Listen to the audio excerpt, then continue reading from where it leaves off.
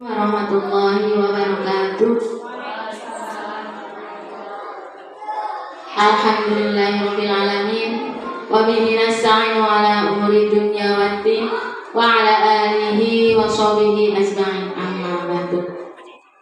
Pertama-tama marilah kita panjatkan puja dan puji syukur kehadirat Allah Subhanahu wa taala, yang mana alhamdulillah pada hari ini kita bisa berkumpul dalam rangka menyebarkan pemahaman dan penerapan pengalaman budaya positif oleh Ibu Siti Rohmah SPD CGP Angkatan 9 Kabupaten Ciamis. Sholawat serta salam senantiasa tercurah limpahkan kepada junjungan kita Habibana wa Nabiyana Muhammad Sallallahu Alaihi Wasallam.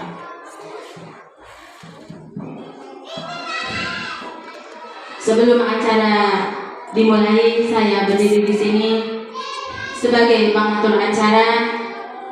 Semoga acara hari ini berjalan dengan lancar. Untuk acara yang pertama, pembukaan. Acara yang kedua, menyanyikan lagu Indonesia Raya. Acara yang ketiga, sambutan dari Bapak Kepala Sekolah. Acara keempat, diseminasi budaya positif. Yang kelima, lain-lain, dan yang keenam, penutup. Marilah kita buka acara ini bersama dengan bacaan basmalah. Bismillahirrahmanirrahim. Untuk acara yang kedua, menyanyikan lagu Indonesia Raya yang akan dipimpin oleh Ibu Deda Suciana. Kepada beliau dipersilakan. Hadirin dimohon berdiri.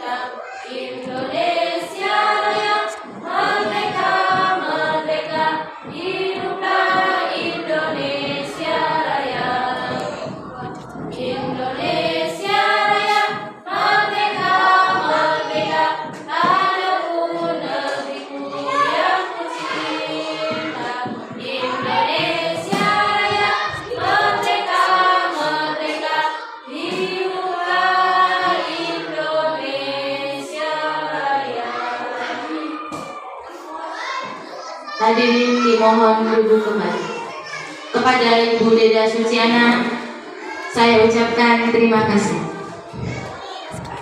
Untuk acara yang ketiga, sambutan dari Bapak Kepala Sekolah SDN 1 Sidarahayu. Kepada beliau dipersilakan.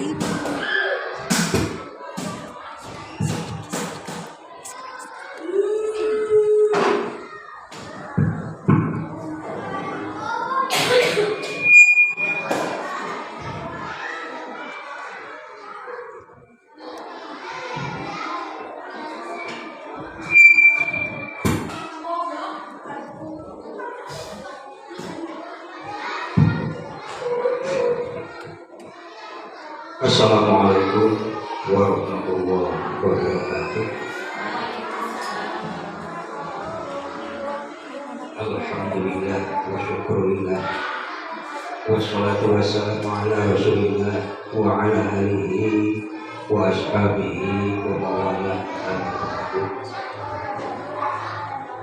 Ibu-ibu beserta Bapak Guru yang saya banggakan dan saya hormati. Wabil khusus kepada Ibu Siti Rohmah SPD yang mana pada saat ini beliau sedang mengikuti program pemerintah, yaitu program Guru Penggerak. Alhamdulillah, dan saya sangat bangga dan saya sangat menghormati dan menghargai atas prakarsa atau atas kesemangatan Ibu Siti Rohmah mengikuti program Bergerak. Pertama-tama dan yang utama, mari kita panjatkan puji syukur kehadirat Allah Subhanahu wa Ta'ala. Alhamdulillah, pada pagi hari ini kita khusus warga SD 1 Sigarahayu, khusus ibu-ibu beserta bapak guru SD 1 Sigarahayu, sesuai dengan jadwal yang sudah disampaikan oleh Ibu Siti Rohmah beberapa hari yang lalu, bahwa hari ini kita akan mengikuti diseminasi budaya positif yang insya Allah nanti akan disampaikan oleh beliau Ibu Siti Rohmah. Mudah-mudahan acara kita hari ini bisa berjalan dengan lancar dan tidak ada halangan dan bisa sampai pada apa yang dituju, terutama oleh Ibu Siti Rohmah. Mudah-mudahan berjalan dengan lancar, amin ya Allah ya Rabbal alamin. Sholawat salam senantiasa kita limpahkan kepada junjungan kita Nabi Muhammad SAW.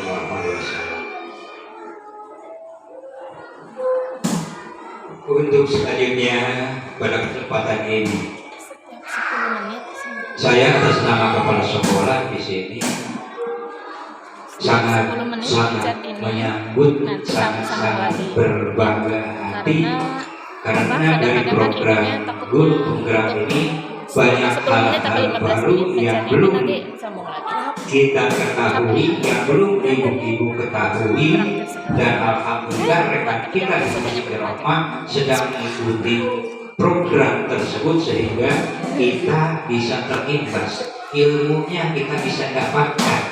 Oleh karena itu, salah satu kegiatan ini yang hari ini akan dilaksanakan diseminasi budaya positif ini, mari kita ikuti bersama.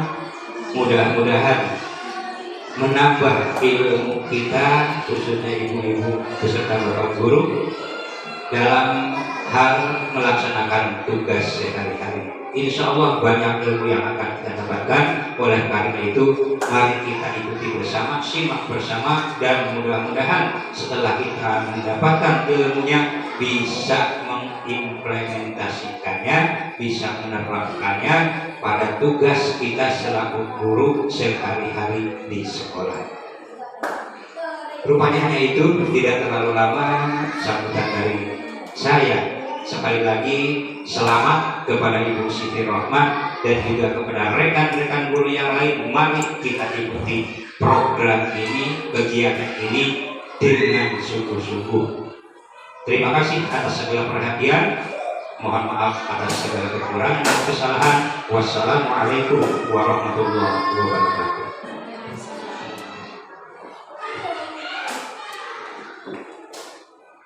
Kepada beliau diucapkan terima kasih. Untuk acara yang keempat, yaitu diseminasi budaya positif yang akan disampaikan oleh Ibu Siti Rohmah SPD, calon guru penggerak Angkatan 9 Kabupaten Ciamis. Kepada beliau dipersilahkan.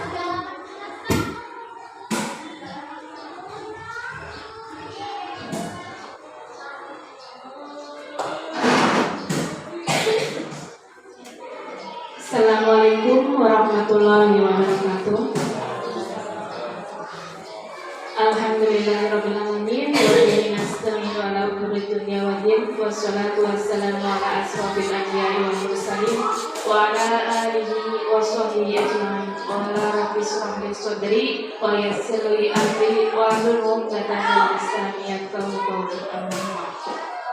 Yang terhormat Bapak Kepala SD Negeri 1 Sidarahayu, yang terhormat Bapak Ibu Dewan Guru di SD Negeri 1 Sidarahayu, kami ucapkan terima kasih yang besar-besarnya atas kehadiran Bapak Ibu semua di ruangan ini dalam rangka diseminasi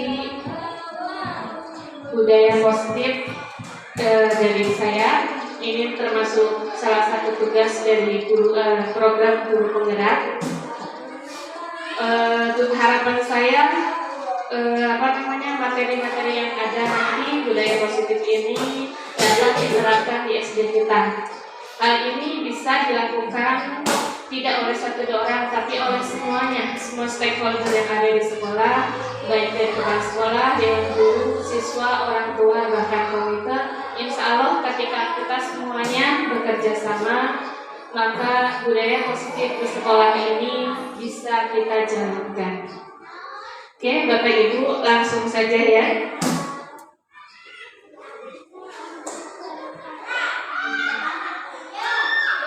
Apakah Bapak dan Ibu setuju jika 1. Hukuman dapat mendisiplinkan siswa? Silakan Bapak Ibu yang setuju ngacung. Setuju tidak? Setuju.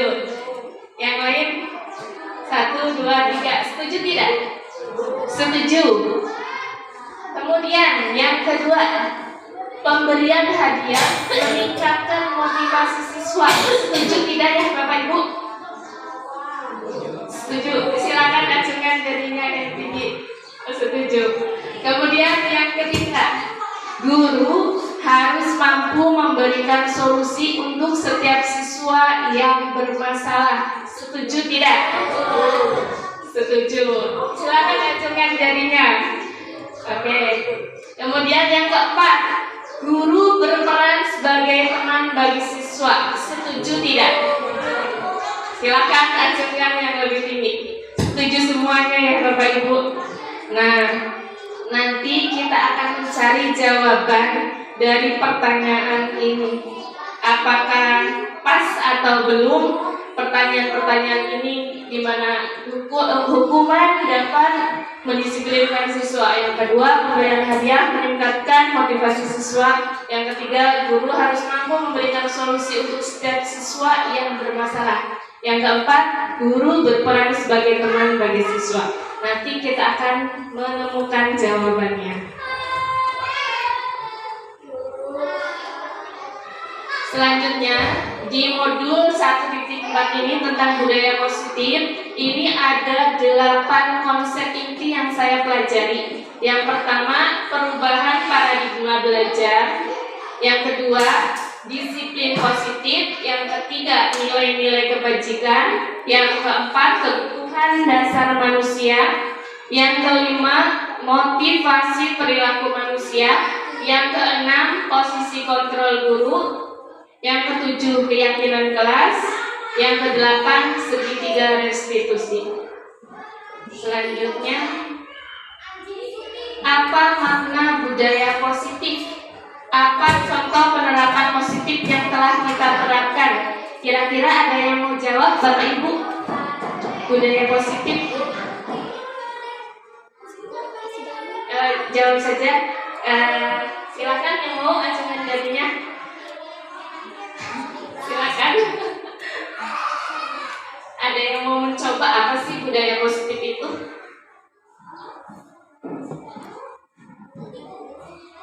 Oke.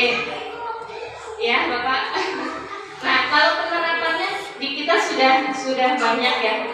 Penerapannya apa, contoh penerapan positif yang telah kita terapkan? Silakan Bapak Ibu yang mau menjawab. Ada yang mau? Sudah? Ya. Mungkin penerapan positifnya diterapkan ketika kita masuk kelas, Ya, kita harus bergaris, kemudian itu kita merupakan budaya yang positif. Iya. Kita masuk itu. Mungkin. Iya. Apalagi selain itu? Selain itu, kemudian ada kebiasaan-kebiasaan yang dibiasakan waktu pembelajaran, seperti kebiasaan berdoa, termasuk salah satunya mungkin. Iya, betul.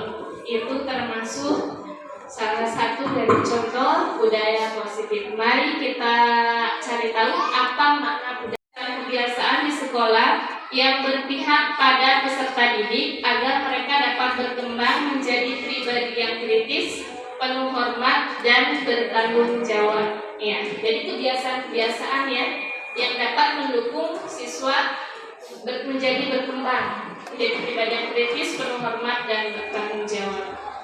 Salah satunya kita baris sebelum masuk kelas, kemudian upacara bendera yang selalu kita lakukan itu termasuk dari contoh budaya positif. Selanjutnya pembelajaran dengan paradigma baru. Pembelajaran dengan paradigma baru merupakan pembelajaran yang dirancang berdasarkan prinsip pembelajaran berdiferensiasi. Sehingga para peserta didik belajar sesuai kebutuhannya berdasarkan tahap perkembangan sesuai teori psikologi modern untuk mewujudkan profil pelajar Pancasila. Apa itu profil pelajar Pancasila? Apa saja? Yang pertama, beriman, bertakwa kepada Tuhan Yang Maha Esa dan berakhlak mulia. Kemudian yang kedua, berkebinekaan global. Yang ketiga, bergotong royong. Yang keempat, kreatif. Yang kelima, bernalar kritis. Yang keenam, mandiri.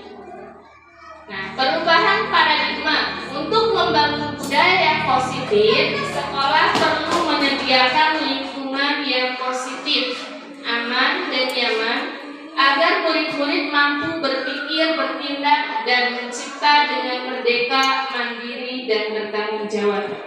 Lazimnya disiplin dikaitkan dengan kontrol. Dalam hal ini, kontrol guru dalam menghadapi murid. Miskonsepsi tentang teori kontrol. Bapak Ibu, dulu saya pribadi sebelum mempelajari ini bahwa kita sebagai guru itu mengontrol murid. Ternyata itu hanyalah ilusi bahwa siswa tidak bisa kita kontrol kecuali mereka mengizinkan diri mereka dikontrol oleh kita. Kemudian yang kedua, ilusi bahwa penguatan positif, efektif dan bermanfaat. Kita kadang-kadang menasihati anak dengan kata-kata positif ya supaya mereka berubah menjadi lebih baik. Ternyata ini tidak efektif jika dilakukan dalam jangka waktu yang lama. Siswa bisa bosan atau bisa ketergantungan dengan guru. Ilusi bahwa kritik dan membuat rasa bersalah mampu menguatkan karakter. Kadang-kadang saya pribadi juga dulu suka mengkritik siswa. Ya, niat kita baik untuk memperbaiki siswa. Ternyata membuat rasa bersalah pada siswa ini kurang tepat. Kemudian yang keempat, ilusi bahwa orang dewasa berhak memaksa. Kita berhak memaksa menurut kita jika siswa dibujuk tidak mau. Misalnya anak disuruh duduk rapi, sudah kita bujuk, rayu dan lain sebagainya tidak mau. Dan akhirnya orang dewasa berhak memaksa, yaitu kita guru di sekolah kepada siswa. Ternyata ini adalah sebuah ilusi. Mengubah paradigma stimulus respon ke pendekatan teori kontrol. Bisakah kita mengontrol seseorang? Menurut Stefan R. Covey 1991, jika ingin membuat kemajuan perlahan, ubahlah sikap atau perilaku Anda. Tetapi jika ingin memperbaiki cara-cara utama kita, maka kita perlu mengubah kerangka acuan kita. Ubahlah cara Anda melihat dunia, ubahlah cara Anda berpikir tentang manusia, ubahlah paradigma Anda. Aspek-aspek tertentu tentang skema pemahaman dan kejelasan aspek-aspek tertentu tentang kenyataan. Ini ada stimulus respon, yang ini adalah teori kontrol. Menurut stimulus respon, realitas kebutuhan kita sama, butuh belanja, butuh makan, butuh minum. Kalau menurut teori kontrol, kebutuhan kita berbeda. Antara anak A dan B itu berbeda. Kemudian semua orang melihat hal yang sama. Pada teori kontrol, setiap orang memiliki gambaran berbeda. Kita dalam menyikapi sesuatu pasti memiliki perbedaan pandangan. Itu. Kemudian yang ketiga, kita mencoba mengubah orang agar berpandangan sama dengan kita. Kadang-kadang ada keinginan kita untuk memiliki kesamaan pandangan, jadi kita mempengaruhi orang lain. Tapi kalau menurut teori kontrol, kita berusaha memahami pandangan orang lain tentang dunia, jadi tidak memaksakan agar orang lain berpandangan sama dengan kita. Kemudian yang keempat, perilaku buruk dilihat sebagai suatu kesalahan. Pada teori kontrol, semua perilaku memiliki tujuan, baik itu perilaku yang kurang baik maupun perilaku yang sudah baik, itu pasti memiliki tujuan. Yang kelima, orang lain bisa mengontrol saya menurut stimulus respon. Teori kontrol, hanya Anda yang bisa mengontrol diri Anda. Yang keenam, saya bisa mengontrol orang lain. Pada dasarnya Anda tidak bisa mengontrol orang lain. Kemudian yang ketujuh, pemaksaan ada pada saat rujukan gagal. Pada teori kontrol, kolaborasi, konsensus menciptakan pilihan-pilihan baru. Dan yang terakhir, stimulus respon, model berpikir menang atau kalah. Kalau nggak menang ya kalah. Kalau kita ngobrol dengan teman, kita menguasai berarti kita menang. Teman kalah atau kadang kita kalah. Itu kadang-kadang kita seperti itu, atau dengan siswa juga sama. Ketika kita ini ke siswa, memberikan materi ke siswa, itu kalau siswa berhasil ya menang, kalau siswa tidak berhasil kita menganggapnya sebagai kekalahan. Tuh. Tapi kalau di teori kontrol, model berpikir menang-menang, tidak ada yang kalah, semuanya menang. Nah, disiplin positif. Menurut Ki Hajar Dewantara menyatakan bahwa untuk menciptakan siswa yang merdeka, maka syarat utamanya harus mempunyai disiplin yang kuat, yaitu disiplin diri yang berasal dari motivasi internal, dari dalam diri sendiri. Jika tidak mempunyai motivasi internal, maka diperlukan motivasi eksternal atau dari orang lain untuk mendisiplinkan dirinya. Kemudian, disiplin positif merupakan salah satu cara menerapkan disiplin yang bertujuan untuk menumbuhkan kesadaran serta memberdayakan peserta didik tanpa imbalan penghargaan, ancaman atau hukuman. Jadi di sini untuk disiplin positif itu tanpa imbalan atau penghargaan, ancaman atau hukuman. Sebagai pendidik, tujuan kita adalah menciptakan peserta didik yang memiliki disiplin diri sehingga mereka berperilaku mengacu kepada nilai-nilai kebajikan universal dan memiliki motivasi intrinsik dalam perubahan perilaku ke arah yang lebih baik. Nilai-nilai kebajikan.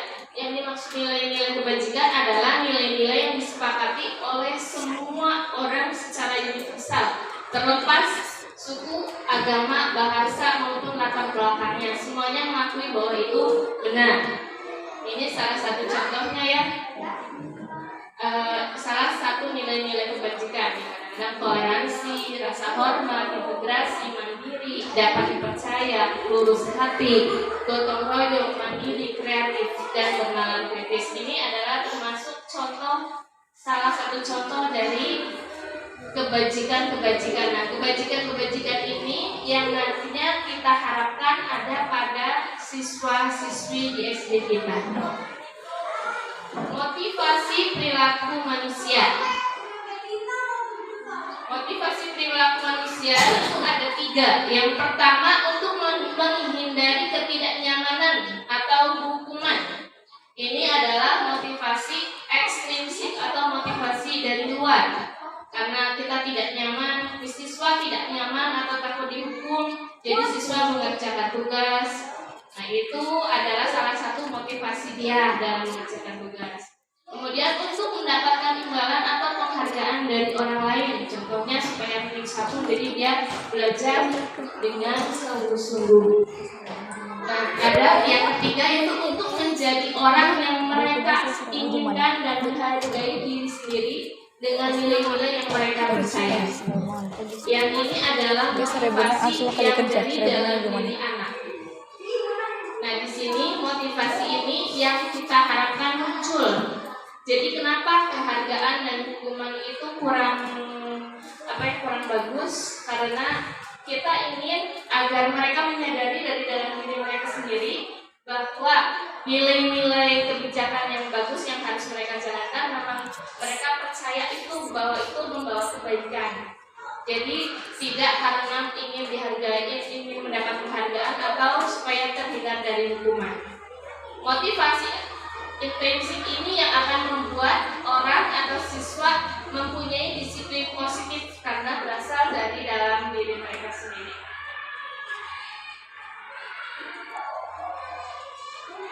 Kemudian yang selanjutnya hukuman, konsekuensi, dan restitusi. Ini ada 3 di sini Bapak Ibu. Dan hukuman biasanya sifatnya tidak terencana atau tiba-tiba. Siswa melanggar, kita langsung hukum, membersihkan halaman atau memungut sampah, itu kan tidak terencana. Kalau konsekuensi itu terencana, disepakati sesuai peraturan. Kalau misalnya tidak membawa topi, maka konsekuensi dalam peraturan itu kadang siswa misalnya memungut sampah, itu adalah siswa sudah tahu ketika dia melakukan kesalahan maka dia akan dihukum misalnya, itu termasuk ke konsekuensi. Kalau restitusi itu proses menciptakan kondisi bagi murid untuk memperbaiki kesalahan. Kemudian selanjutnya kalau di hukuman murid tidak tahu apa yang akan terjadi atau tidak dilibatkan, tahu-tahu langsung dihukum, ini termasuk hukuman. Kalau di konsekuensi murid tetap dibuat tidak nyaman walaupun dia sudah tahu konsekuensinya ketika dia melanggar, maka dia harus melaksanakan hukumannya atau konsekuensinya. Yang selanjutnya hukuman bersifat satu arah, dibuatnya oleh guru. Kalau konsekuensi itu hukuman itu sudah disepakati oleh kedua belah pihak. Sikap guru selalu memonitor murid. Kalau hukuman berupa hukuman fisik atau psikis.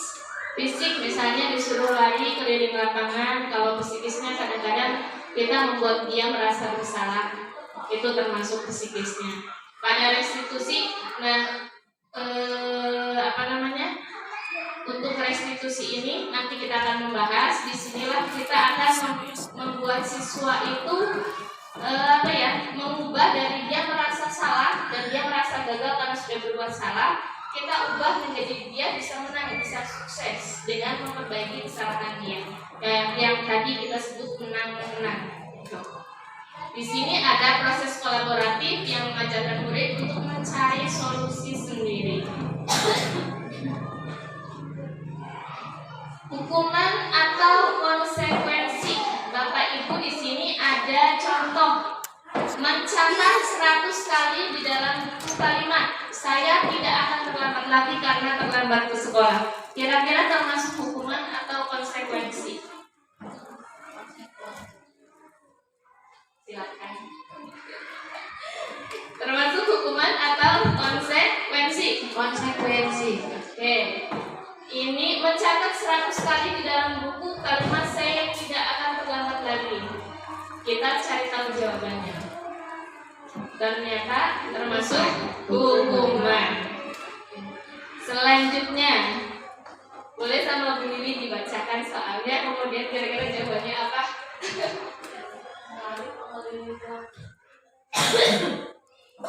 Lari mengelilingi lapangan basket 2 kali karena terlambat hadir di sekolah. Hukuman atau konsekuensi kira-kira? Hukuman. Ya, kita cari tahu jawabannya. Ya, jawabannya adalah hukuman. Ya, selanjutnya boleh sama Bu Tati dibaca soalnya.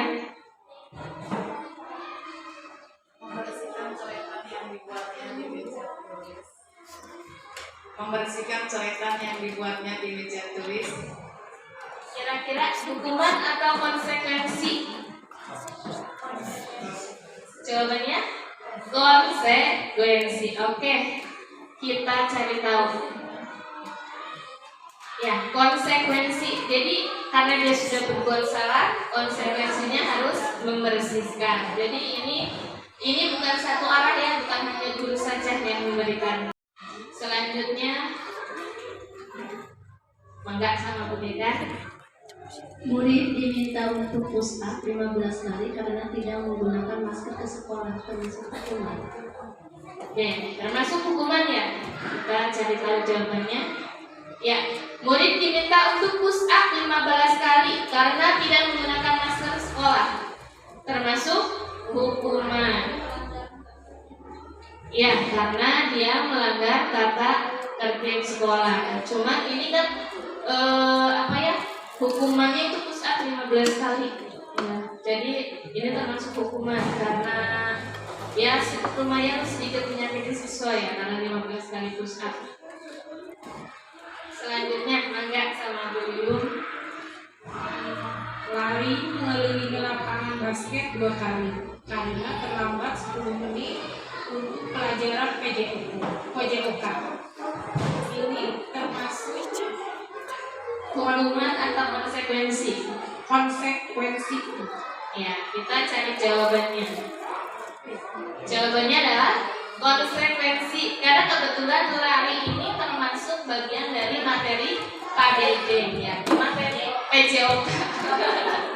Ya, jadi ini bukan hukuman tapi konsekuensi. Nanti ada lagi Bapak. Kebutuhan dasar manusia. Kebutuhan dasar manusia adalah segala sesuatu yang kita lakukan untuk mendapatkan apa yang kita inginkan. Seluruh tindakan yang kita lakukan memiliki tujuan tertentu dan semua usaha terbaik yang kita lakukan adalah dalam rangka agar kebutuhan dasar kita terpenuhi.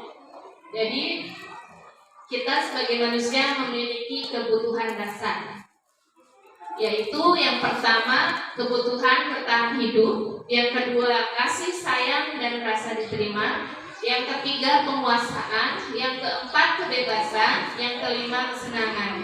Dalam menangani siswa di kelas, maka kita melihat masalah yang mereka hadapi itu tentang gimana dari 5 ini, tentang kebutuhan hidupnya, tentang kasih sayang dan rasa diterima, penguasaan, kebebasan atau kesenangan. Bertahan hidup itu seperti makanan, pakaian, tempat tinggal, keamanan dan kesehatan. Kemudian untuk kasih sayang, rasa diterima, dipedulikan, berbagi, kerjasama, menjadi bagian dalam kelompok. Kemudian untuk penguasaan itu harga diri, keinginan untuk dianggap, memimpin, berprestasi, diakui, didengar. Untuk kebebasan yaitu mandiri, memiliki pilihan, mencoba hal baru, mampu mengendalikan arah dirinya. Kemudian untuk kesenangan, makanan, pakaian, tempat tinggal, keamanan dan kesehatan. Ini adalah 5 kebutuhan dasar kita sebagai manusia. Di sini ada sedikit soal. Ada kira-kira Ibu Ani, guru kelas 5 SD di SD Pelita Hati, sedang bingung menghadapi ulah salah satu murid di kelasnya, yaitu Agus. Beberapa anak telah datang dan mengeluhkan Agus yang seringkali meminta bekal makan siang mereka dengan paksa. Jika Anda menghadapi situasi seperti Ibu Ani, apa yang akan Anda lakukan? Menurut Anda, kira-kira apa alasan Agus melakukan hal itu? Ini ada hubungannya dengan kelima kebutuhan dasar yang tadi ya, cinta dan kasih sayang, kekuasaan, bertahan hidup, fun itu kesenangan, freedom itu kebebasan. Kira-kira Bapak Ibu, apa yang akan Anda lakukan jika menjadi Ibu Ani? Akan memanggil atau membiarkannya?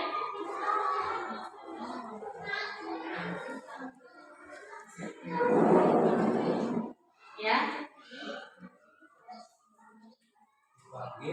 mencari tahu alasan melakukan apa? Dia tahu penyebabnya. Ya, jadi mencari tahu ya Bapak. Ya, jadi kalau kita menjadi Ibu Ani berarti kata Bapak tadi dipanggil Agusnya, kemudian mencari tahu penyebabnya apa. Baru nanti kita bisa mengaitkan dengan 5 kebutuhan dasar ini supaya kita bisa menanganinya. Nah, ya, dalam konteks penerapan disiplin positif, Ibu Ani sebaiknya mencari tahu alasan Agus melakukan tindakan tersebut agar mengetahui kebutuhan mana yang sedang berusaha dipenuhi Agus. Apabila jawaban Agus karena ia lapar dan orang tuanya tidak membawakannya bekal makan siang, kebutuhannya adalah kebutuhan bertahan hidup. Ya, nanti baru setelah itu kita carikan solusinya. Kemudian yang kedua, apabila jawaban Agus karena ia senang temannya jadi memperhatikan dia, maka kebutuhannya adalah cinta dan kasih sayang. Jadi kebutuhan untuk diterima oleh teman-temannya.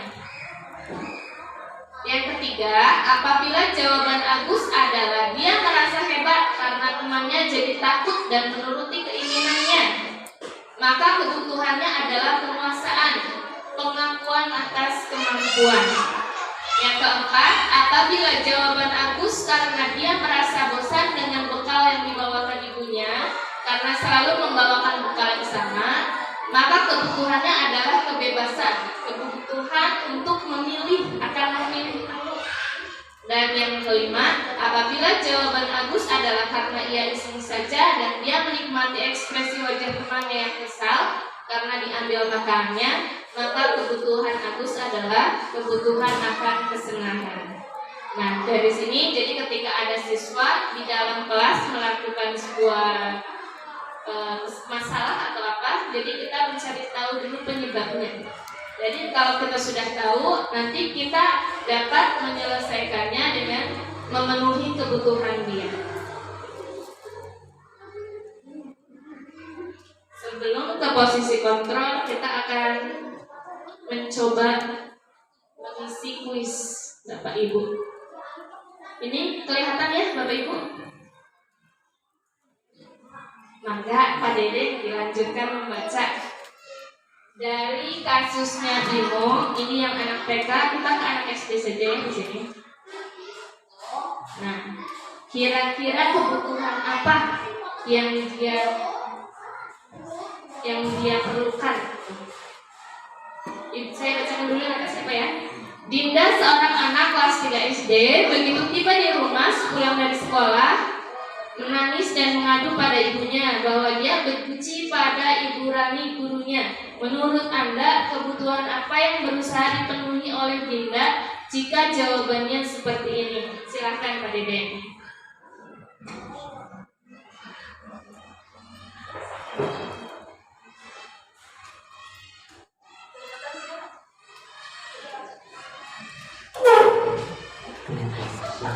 Cinta dan kasih sayang.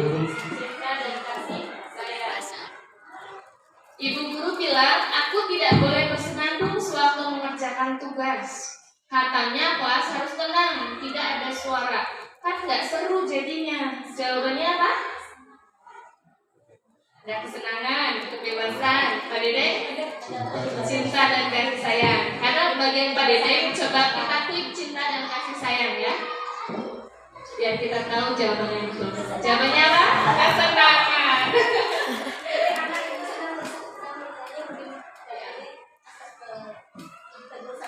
Dilanjutkan ke Dede lagi. Silakan dibaca Dede. Dari mulai yang ibu dulu ya. Dari sini, yang ini mah sama. Jadi yang ini. Ibu guru tidak menyapaku hari ini, padahal aku pakai jepit rambut baru. Ini masuknya ke cinta dan kasih sayang. Cinta dan kasih sayang. Mari kita klik jawabannya. Ya, betul. Selanjutnya, silakan Ibu Wiwi. Aku sebel kamarku tidak tapi malah ibu guru nunjukin ke teman-temanku di depan kelas. Jawabannya adalah kebebasan. Kebebasan. Oke, kita coba ya. Penguasaan jawabannya. Di sini ada apa ya? Aku bosen belajarnya masa belajarnya cuma gitu-gitu aja, dengerin ibu guru aja. Jadi dia merasa penguasaannya kurang terpenuhi. Yang tadi apa yang Bu Wiwi? Bukan soal. Beda. Yang tadi mah. Nah, kira-kira yang ini apa? Aku kasih jawabannya. Yang ini sudah jelas ya. Aku bosen. Sudah ada kata bosen, sudah terlihat di sini. Bebas. Oke, kita klik jawabannya. Ya, betul. Ada lagi ya Bu untuk ini. Di sini. Tahun ini Dimas genap berusia 17 tahun. Ia senang sekali ketika ayahnya mulai mengajarkan cara menyetir mobil. Setiap akhir pekan ia berlatih menyetir. Ia terlihat senang sekali berlatih sampai akhirnya ia bisa menyetir mobil dengan baik dan lancar. Ketika ibunya bertanya pada Dimas, apa yang membuat dia ingin bisa menyetir mobil? Ketika jawaban Dimas adalah seperti ini, kebutuhan apa yang ingin dia penuhi? Silakan, boleh berbeda. Menyetir mobil itu seru. Kira-kira kebutuhan apa dari tempat ini?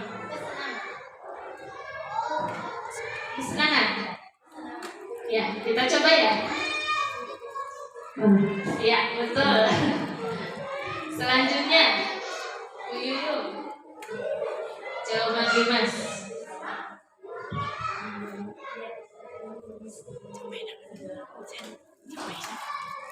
Dia bisa jalan-jalan naik mobil sama teman-temanku. Kebebasan. Kita coba ya, klik ya. Atau mau berubah? Kayaknya kebebasan. Boleh coba.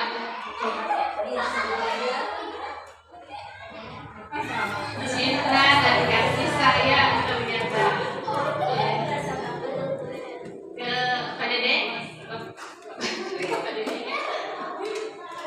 Aku merasa bangga dan keren. Kira-kira apa ya Pak Dede?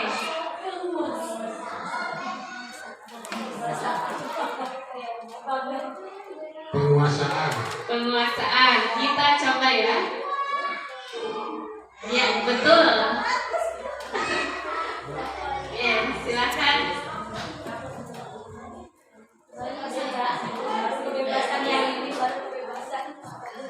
Aku senang bisa pergi ke tempat-tempat yang aku suka. Kebebasan, kebebasan.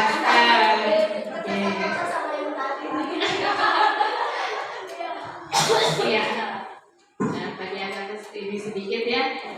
Sudah ada gambaran ya Bapak Ibu dari kira-kira ketika ada kejadian di kelas pada siswa, kira-kira kebutuhan apa yang perlu dipenuhi untuk siswa tersebut. Sudah ada gambaran. Akan kita lanjutkan ke materi berikutnya. Di sini ketika kita sudah memahami tentang kebutuhan dasar dari siswa-siswa kita, maka kita akan menerapkan posisi kita sebagai guru. Ada 5 posisi kontrol guru. Yang pertama sebagai penghukum. Seorang penghukum dapat menggunakan hukuman fisik dan verbal. Guru yang menjalankan posisi hukum akan berkata, patuhi aturan saya, atau awas nanti kamu, atau awas nanti. Jadi sedikit ada ancamannya. Kamu selalu saja salah. Itu juga termasuk hukuman verbal. Kemudian yang kedua, posisi kontrol guru yaitu membuat merasa bersalah.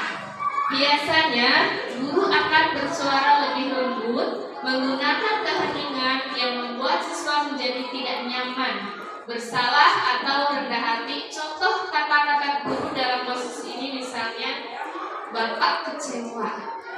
Bapak sangat kecewa dengan kamu. seperti itu kan akan membuat siswa saya salah gitu. Jadi merasa tidak enak siswa tersebut, dia merasa salah. Kemudian yang ketiga, dari posisi kontrol guru yaitu sebagai teman.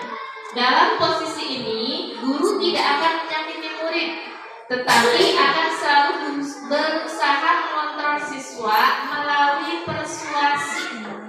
Posisi ini positif dan negatif. Positifnya berupa hubungan yang baik antara siswa dan guru. Negatifnya, kadang-kadang siswa jadi cenderung ketergantungan pada guru. Dia jadi tidak bisa menentukan pilihannya sendiri. Kemudian jika suatu saat nanti guru tidak membantu dia, maka dia akan merasa kecewa. Itu. Contoh kata-katanya yaitu, ayo bantulah demi ibu. Misalnya kayak menjadi petugas upacara, siswa nggak mau, ayo bantulah demi ibu ya. Gitu. Akhirnya siswa mau karena merasa nyaman dengan hubungan dengan guru tersebut. Tapi ini juga memiliki dampak positif dan negatif. Yang keempat, posisi kontrol guru sebagai pemantau. Posisi pemantau berdasarkan peraturan-peraturan dan konsekuensi dengan memisahkan hubungan pribadi. Dengan peraturan-peraturan dan konsekuensi dengan memisahkan hubungan pribadi. Pertanyaan yang bisa diajukan biasanya, pada posisi pemantau, biasanya guru memiliki raut muka yang datar, tidak selembut seperti teman dan membuat merasa bersalah. Mukanya datar, suaranya juga datar ya. Peraturannya apa? Apa yang telah kamu lakukan? Nah, ini adalah posisi kontrol guru sebagai pemantau. Dan yang terakhir yaitu posisi kontrol guru sebagai manajer atau manajer. Merupakan posisi mentor di mana guru berbuat bersama dengan murid, mengajak siswa mempertanggungjawabkan perilakunya, mendukung siswa menemukan solusi atas permasalahannya sendiri. Jadi guru tidak berperan untuk menyelesaikan permasalahan siswa, tapi kita membantu siswa untuk menemukan solusi yang terhadap masalah yang sedang dia hadapi. Ini jawaban dari pertanyaan tadi di depannya, Bapak Ibu. Murid diajak menganalisis kebutuhan dirinya dan kebutuhan-kebutuhan orang lain. Yang terpenting adalah kolaborasi dengan siswa. Kata-kata seorang manajer yaitu, apa yang kita yakini? Apa rencanamu untuk memperbaikinya? Ini salah satu contohnya. Nanti posisi manajer ini akan diterapkan dalam segitiga institusi.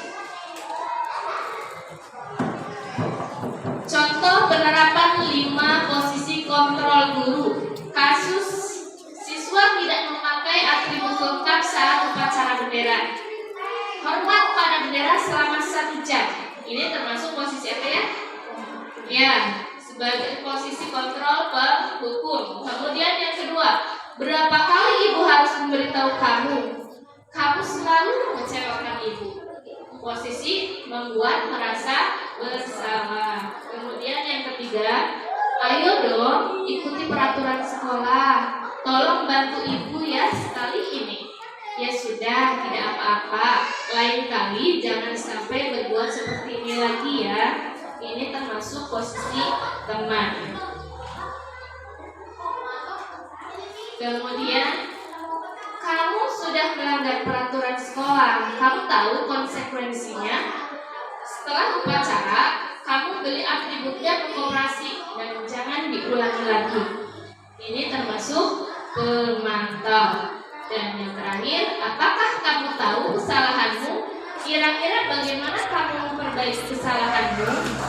Ini adalah posisi manajer. Jadi kita membimbing siswa untuk mencari tahu alasannya dan tindakan tersebut, kemudian membimbing siswa untuk menemukan solusi dari apa yang sudah terjadi. Nah, di sini ada pertanyaan, posisi kontrol apakah aku? Silahkan Bapak Ibu, tadi sudah sampai di mana? Kuis ya? Nah, kira-kira kira-kira ini dari 5 proses kontrol: penghukum, pembuat merasa bersalah, kemudian teman, kemudian pemantau, dan yang terakhir manajer. Saya kecewa sekali dengan kamu. Pembuat merasa bersalah. Kita nanti cari tahu jawabannya di akhir ya. Selanjutnya, kamu tidak pernah benar melakukannya.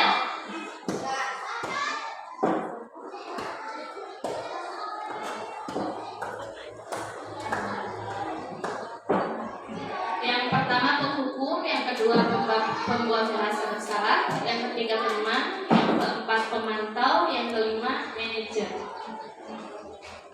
Kita boleh mengulik sebentar ke di sini. Penghukum,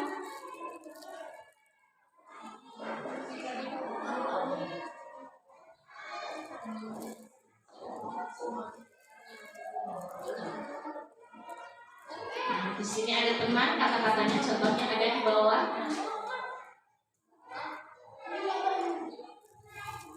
Pemantau, peraturannya apa yang kamu lakukan, itu pemantau. Nah, kita lanjut lagi ke soal yang tadi. Kamu tidak pernah benar melakukannya. Pembuat merasa bersalah. Yang lain, ada jawaban yang lain? Kamu tidak pernah benar melakukannya. Jadi tadi jawabannya pembuat merasa bersalah. Oke, untuk soal selanjutnya, apa rencanamu untuk menyelesaikan masalah ini? Manajer. Ya, selanjutnya, ayolah lakukan demi bapak atau ibu ya. Teman, ya. Selanjutnya, kamu tidak akan mendapat nilai jika tidak mengerjakan tugas.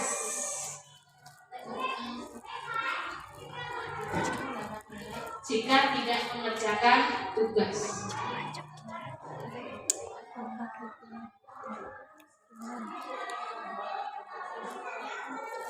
Penghukum atau pembuat merasa bersalah atau pemantau. Oke, kita cari tahu jawabannya. Nah, di sini.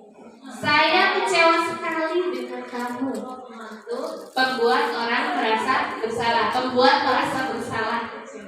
Kemudian yang kedua, kamu tidak pernah benar. Ini salah ketik ya Bapak Ibu. Kamu tidak pernah benar melakukannya. Ini penghukum. Apa rencanamu untuk menyelesaikan masalah ini? Manajer. Benar ya tadi. Ayolah lakukan demi bapak ibu ya. Teman. Kamu tidak akan mendapat nilai jika tidak mengerjakan tugas. Jadi ada konsekuensinya di sini. Jadi ke pemantau. Keyakinan kelas. Mengapa keyakinan kelas? Mengapa bukan peraturan kelas? Bapak Ibu ada yang sudah membuat keyakinan kelas? Ya? Ya?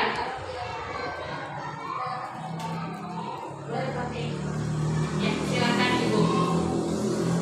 Mungkin kalau peraturan kelas kan harus ditagih ya, harus ada sanksi. Nah, kalau peraturan, kalau keyakinan kelas itu yang dibuatnya bersama-sama dengan Siswa. Iya. Salah satunya, ya, tidak ada yang salah Ibu.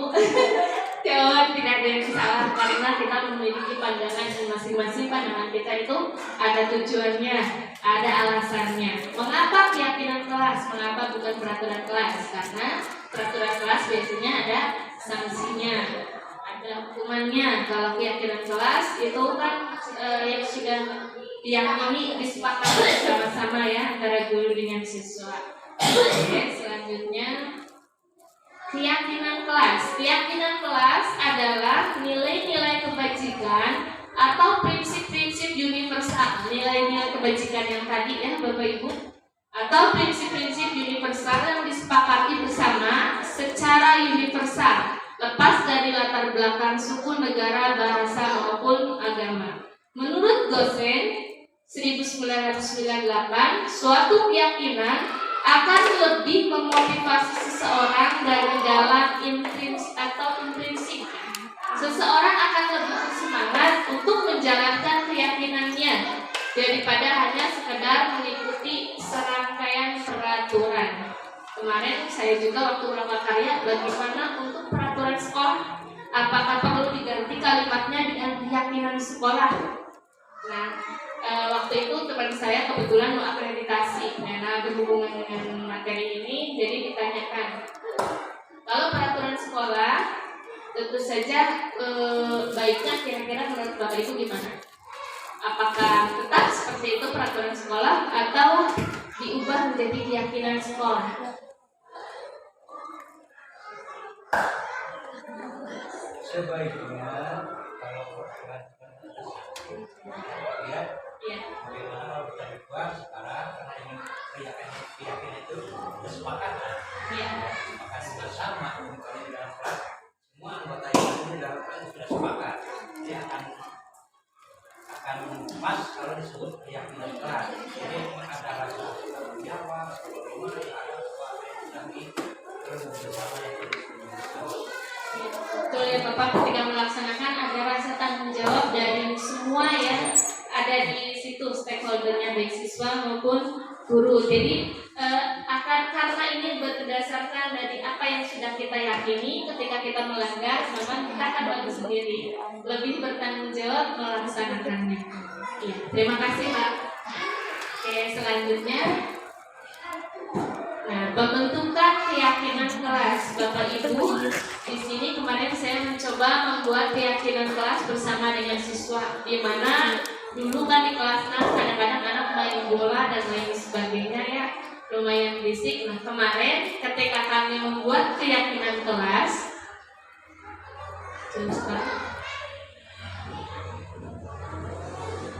alhamdulillah ada beberapa peraturan yang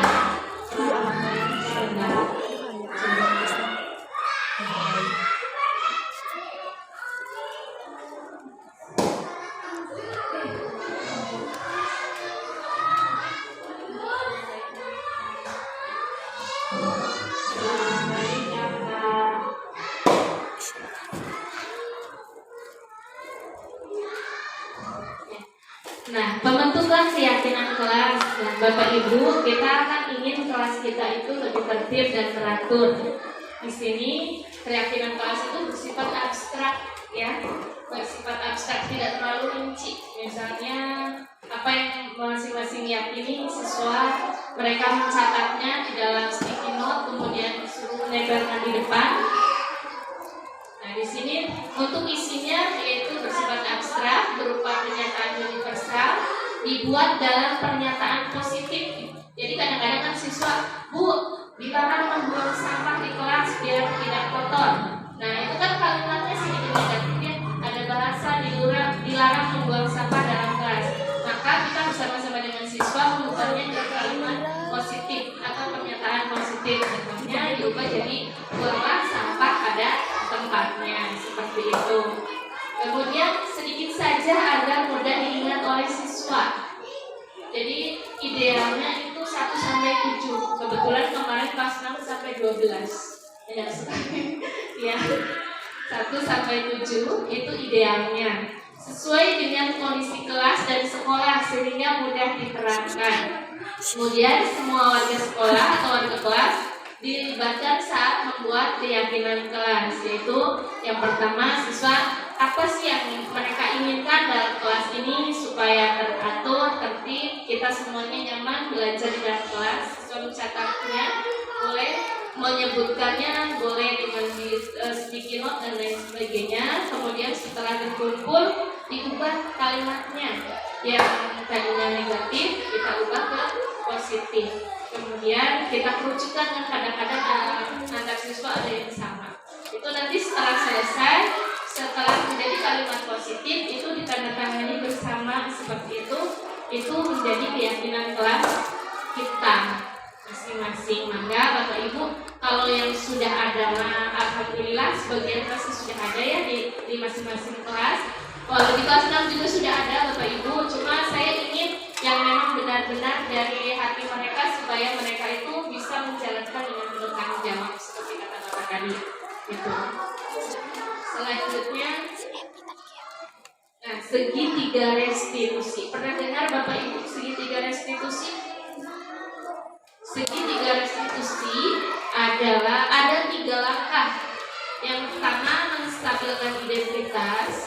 Yang kedua, validasi tindakan yang salah. Yang ketiga, menanyakan keyakinan. Jadi segitiga restitusi adalah kita akan membimbing siswa yang sedang bermasalah untuk menstabilkan identitas dia, kemudian memvalidasi tindakan yang salah, dan terakhir menanyakan keyakinan.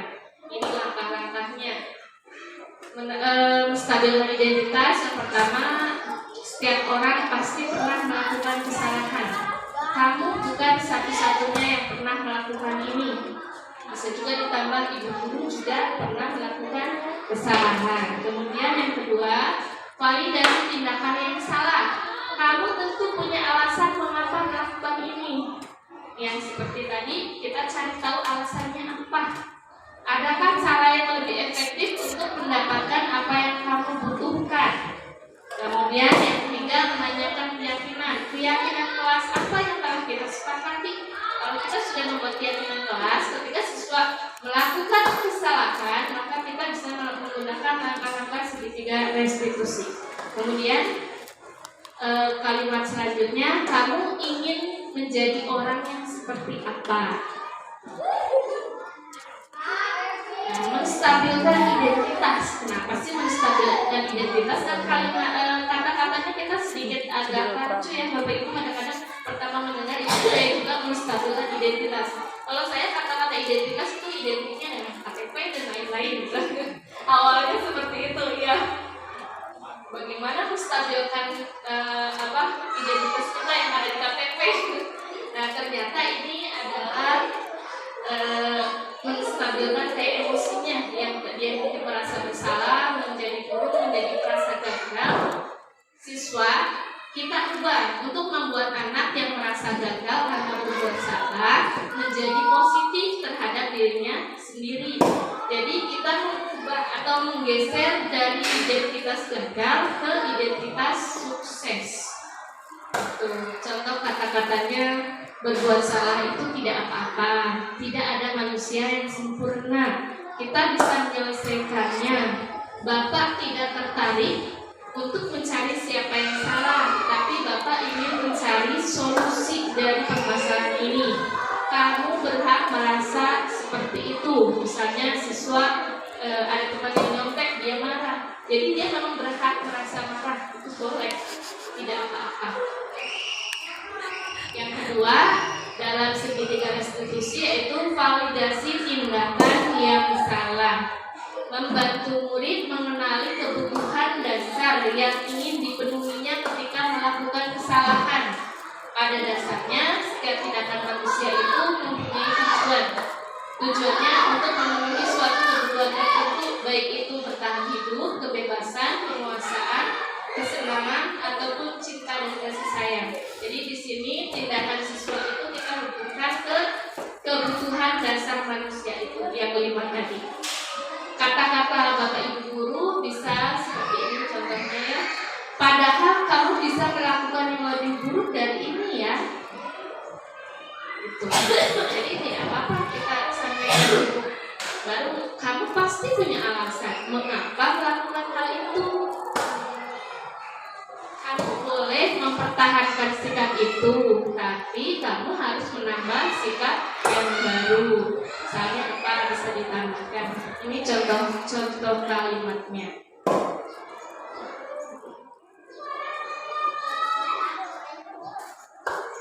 Yang ketiga dari tahapan segitiga restitusi yaitu menanyakan keyakinan. Murid akan diberi pertanyaan-pertanyaan bermakna untuk memunculkan motivasi secara intrinsik. Anak melihat kesalahannya, kemudian dihubungkan dengan nilai-nilai yang mendasari manusia berinteraksi dengan orang lain. Contohnya misalnya siswa ketika main bola, tiba-tiba bolanya mengenai muka salah satu bapak ibu guru. Maka kita menghubungkan lakukan untuk memperbaiki tindakanmu, untuk mengembalikan kehormatan ibu-ibu yang sudah terlempar bola seperti itu. Contohnya, ini kata-kata yang lainnya seperti ini. Apa keyakinan kelas kita? Nilai-nilai apa yang kita telah sepakati bersama? Kamu ingin menjadi orang yang seperti apa? Seperti apa gambaran sebuah kelas yang ideal menurut kamu? Ini contoh segitiga restitusi yang sudah saya terangkan.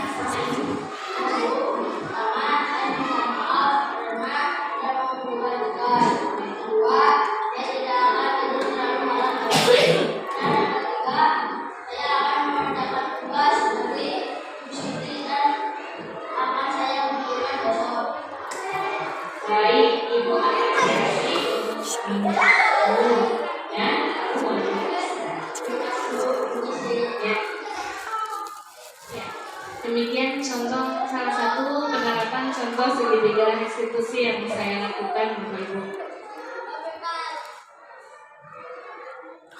Selanjutnya untuk penutup, dalam penerapan program disiplin positif, hendaknya guru memiliki standar kepribadian profesional dan sosial yang baik, di mana guru mampu merefleksikan dirinya dalam posisi kontrol saat ini. Bagaimana perjalanan dirinya sebagai among manajer yang menuntut murid-muridnya menjadi insan yang mandiri, merdeka, dan bertanggung jawab. Standar nasional pendidikan. Bapak Ibu, demikian paparan dari saya. Mudah-mudahan bermanfaat dan mudah-mudahan bisa kita terapkan di sekolah kita dan di kelas kita masing-masing. Karena disiplin positif ini tidak akan bisa berjalan jika hanya satu atau dua pihak saja yang melaksanakan. Disiplin positif ini akan berjalan ketika kita bersama-sama bergandengan tangan melangkah bareng semuanya, semua orang yang berada dalam lingkungan sekolah kita, baik dari kepala sekolah, guru, siswa, orang tua, dan komite. Mudah-mudahan dari materi ini membuat sekolah kita bertambah maju, bertambah lebih baik lagi, dapat menyediakan lingkungan sekolah yang aman, nyaman bagi semua siswa, ya. Tidak ada bully lagi di lingkungan siswa agar mereka nyaman dalam belajar. Terima kasih saya sampaikan. Wabillahi taufiq wal hidayah. Wassalamualaikum warahmatullahi wabarakatuh.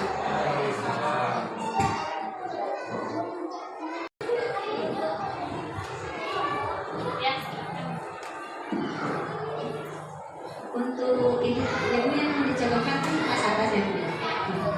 Bagaimana? Apakah bisa untuk seperti kelas bawah yang untuk seperti penyanyi bisa enggak itu diterapkan di kelas bawah? Insya Allah bisa di kelas bawah, bahkan di TK juga bisa. Namun yang namanya kita ingin merubah suatu perilaku pastinya tidak instan. Jadi tentunya perlu waktu perlahan-lahan, apalagi jika memang kadang-kadang ada siswa yang kebutuhan dasarnya memang sangat-sangat kurang sekali terpenuhinya. Misalnya kayak dia kurang perhatian di rumah dari orang tuanya, otomatis itu kan kita tidak cukup sekali tuakan. Tapi insya Allah kalau konsisten, insya Allah bisa.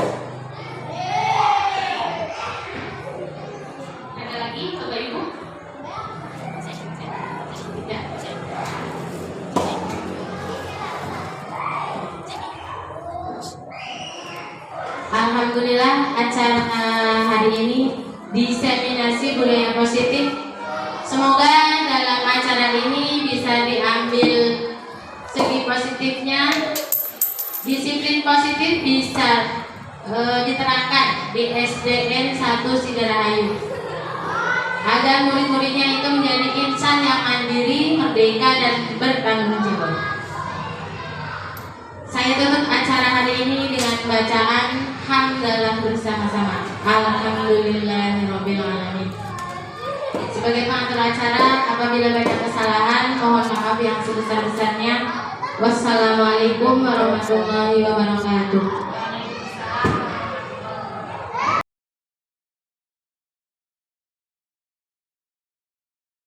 Anak-anak semua, hari ini kita akan membuat keyakinan kelas. Keyakinan kelas ini yaitu impian kalian. Jadi keinginan kalian itu kelasnya ingin seperti apa? Nanti kalian akan mencatatkan keinginan kalian kelasnya seperti apa supaya kita itu belajarnya nyaman, tertib, semuanya tugas-tugas bisa diselesaikan. Nah, di sini kalian akan menuliskan satu keinginan kalian tersebut ke dalam sticky note. Nulisnya juga di sini menggunakan untuk keyakinan kelas ini menggunakan kalimat yang positif. Di sini misalnya biasanya kan kita melihat peraturan kelas itu contohnya dilarang membuang sampah sembarangan. Seperti itu. Nah, kalimatnya diubah ke kalimat positif yaitu menjadi apa kira-kira? Membuang sampah pada tempatnya. Nah, ibu tanya sebelum ibu bagikan, kalian punya nggak impian kelasnya? Impian kalian kelasnya itu seperti apa? Punya apa kira-kira? Kelas bersih. Apalagi tertib. Apalagi disiplin. Kemudian apa? Aman. Apalagi damai. Ya. Nah, nanti oleh kalian tuliskan masing-masing menuliskan satu. Ya, satu keinginan kalian agar kelas yang kalian inginkan, yang ideal menurut kalian itu seperti apa? Ditulis di sini satu, kemudian nanti satu persatu ke depan dilempar di sana. Ya, bisa dipahami? Ada pertanyaan tidak? Tidak. Ibu bagikan, acak saja maknanya ya. Nanti ditempel di depan. Menulisnya jangan yang ada letternya.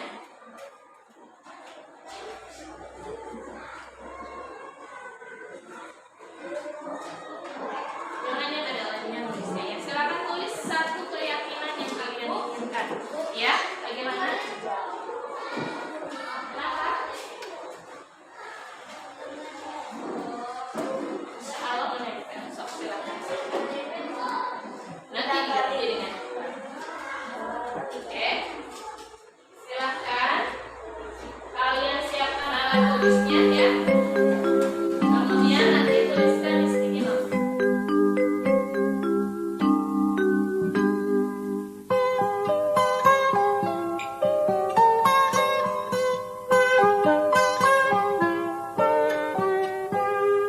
Pagiku cerahku, matahari bersinar, ku gendong tas merahku di pundak. Selamat pagi semua, ku nantikan dirimu di depan kelasmu, menantikan kami. Guruku tersayang, guru tercinta, tanpamu apa jadinya aku? Tak bisa baca tulis, mengerti banyak hal. Guru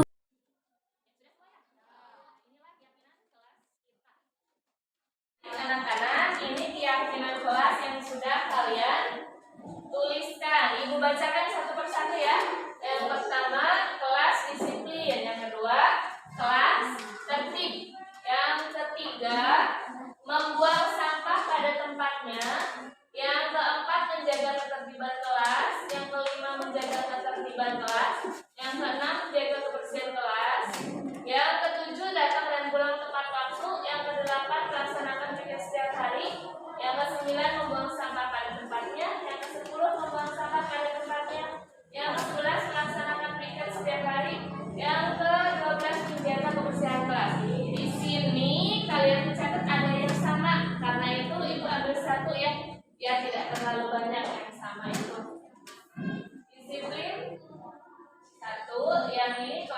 dengan menjaga ketertiban kelas, sama ya, Ibu ambil.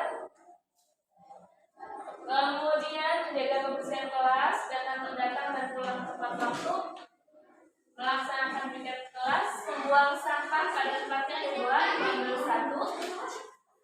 Sudah ada 2, Ibu ambil 1. Melaksanakan piket setiap hari ada 2, Ibu ambil 1.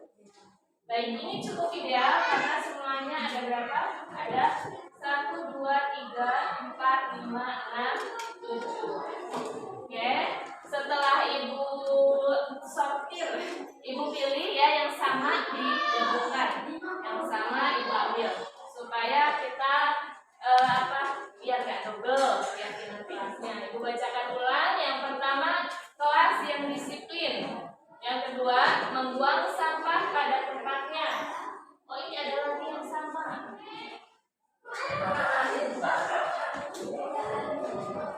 Yang ketiga, menjaga ketertiban kelas. Yang keempat, menjaga kebersihan kelas. Yang kelima, datang dan pulang tepat waktu. Yang keenam, melaksanakan piket setiap hari.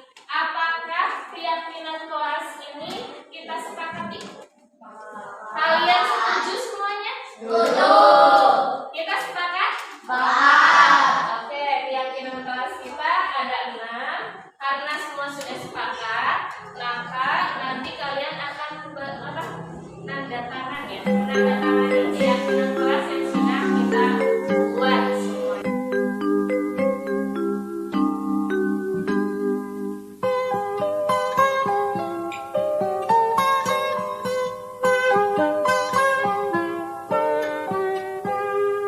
Pagiku cerahku, matahari bersinar, ku gendong tas merahku di pundak.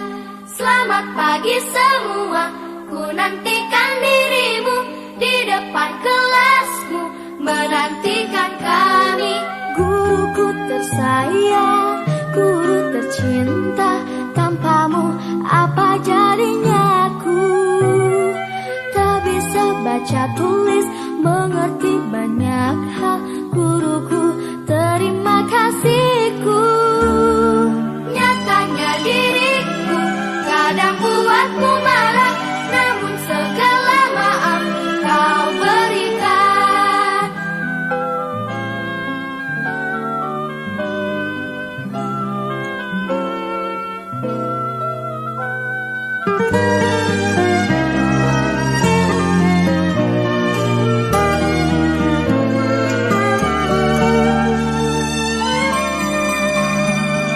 Selamat pagi semua, ku nantikan dirimu di depan kelasmu, menantikan kami.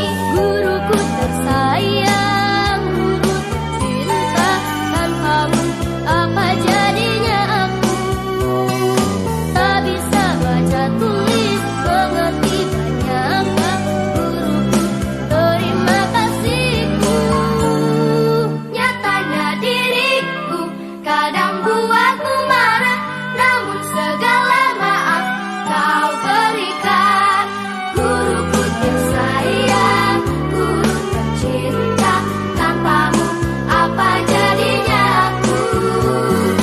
Tak bisa baca tulis, mengerti banyak hal.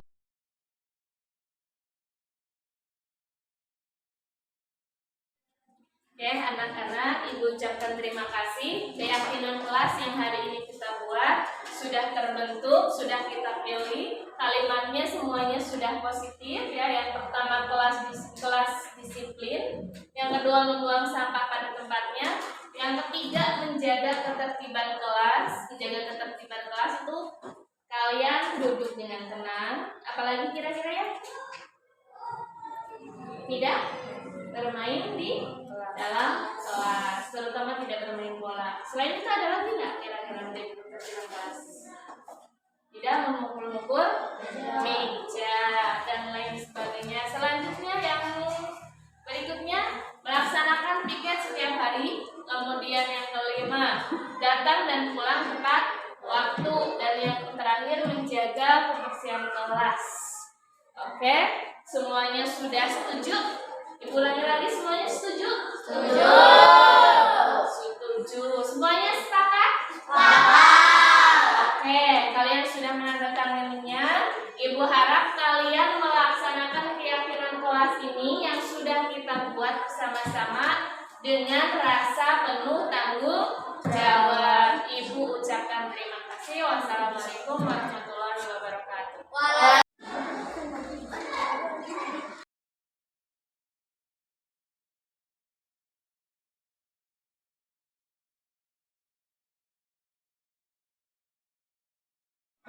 Assalamualaikum warahmatullahi wabarakatuh. Saya Jidan kelas 6. Saya senang sekali membuat keyakinan kelas, dan menurut saya keyakinan kelas itu penting dan membuat saya dan teman-teman saya menjadi disiplin. Assalamualaikum warahmatullahi wabarakatuh. Saya Deva dari kelas 6.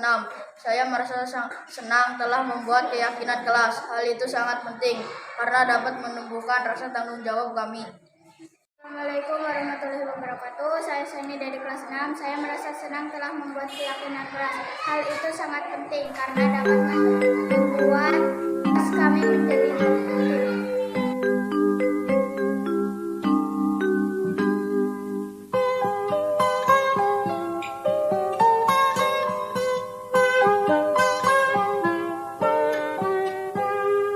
Pagiku cerahku, matahari bersinar, ku gendong tas merahku di pundak. Selamat pagi semua, ku nantikan dirimu di depan kelasmu, menantikan kami. Guruku tersayang, guru